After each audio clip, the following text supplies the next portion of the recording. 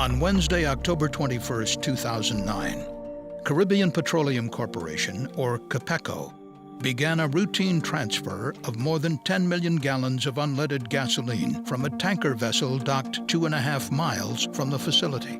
The only storage tank that was large enough to hold a full shipment of gasoline was already in use. As a result, CAPECO planned to distribute the gasoline among 4 smaller storage tanks. This operation would take more than 24 hours to complete. During transfer operations, one CAPECO operator was stationed at the dock, while another monitored valves controlling gasoline delivery at the terminal. By noon the next day, October 22nd, 2 of the tanks were filled with gasoline. The operators then diverted the gasoline into 2 other tanks, tanks 409 and 411. CAPECO used a simple mechanical device consisting of a float and automatic measuring tape to determine the liquid level inside the tanks. An electronic transmitter card sent the liquid level measurements to the control room, but the transmitter card on tank 409 was out of service, so operators were required to manually record the tank level readings once every hour. At 10 p.m., the night of the 22nd, as tank 411 reached maximum capacity, operators fully opened the valve to tank 409. At that time, an operator read the level of tank 409 from the side gauge and reported it to his supervisor. The supervisor estimated that tank 409 would be full at 1 a.m. But shortly before midnight, tank 409 started to overflow. Gasoline sprayed from the vents, forming a vapor cloud and a pool of liquid in the tank's containment dike.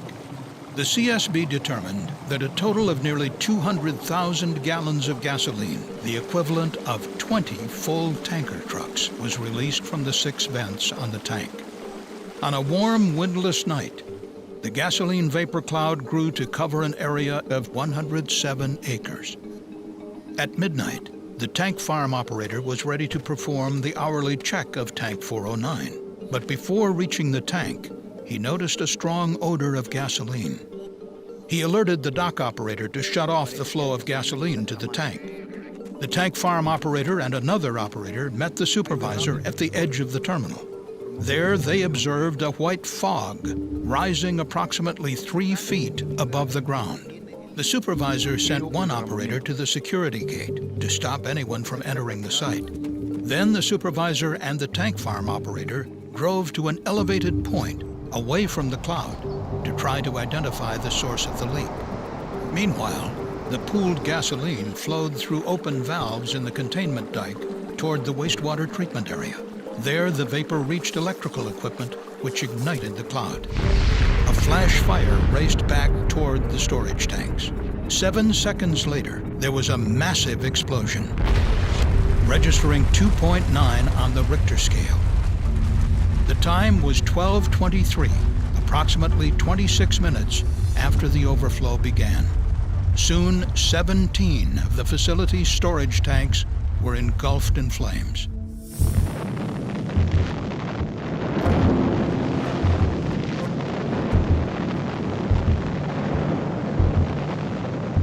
Fortunately, the 3 CAPECO employees escaped the tank farm, and there were no fatalities.